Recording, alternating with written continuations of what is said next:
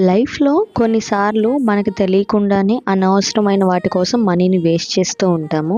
అందులో మెయిన్ ఏంటి అంటే డీమార్ట్ షాపింగ్ అనమాట. మనకి కావాల్సిన కొన్ని ఐటెమ్స్ తీసుకోవడానికి డీమార్ట్‌కి వెళ్తాము. బట్ అవసరం లేని ఐటెమ్స్ మీద కూడా మనీని స్పెండ్ చేసేస్తామనమాట. తెలియకుండానే ఆటోమేటిక్‌గా బిల్ అనేది డబుల్ అయిపోతూ ఉంటుంది. నేను కూడా అదే బ్యాచ్ అనమాట.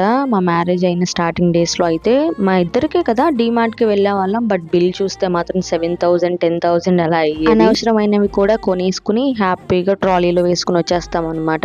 లాస్ట్‌లో బిల్ చూసిన తర్వాత అప్పుడు అనిపిస్తది ఎందుకు తీసుకున్నామా అని. ప్రెజెంట్ నేను మా పుట్టింట్లో ఉన్నాను కదా. బట్ మా మమ్మీ మా డాడీ వాళ్ళు అయితే డీమార్ట్‌కి వెళ్ళరనమాట.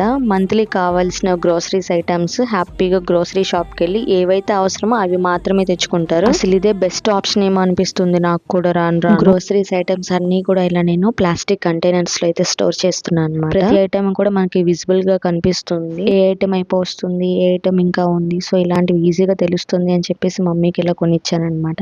మీరు ఇంతకీ డీమార్ట్ లో పర్చేస్ చేస్తారా, గ్రోసరీ షాప్ లో పర్చేస్ చేస్తారా? కామెంట్ సెక్షన్ లో అయితే చెప్పేయండి. See you in the next vlog. By.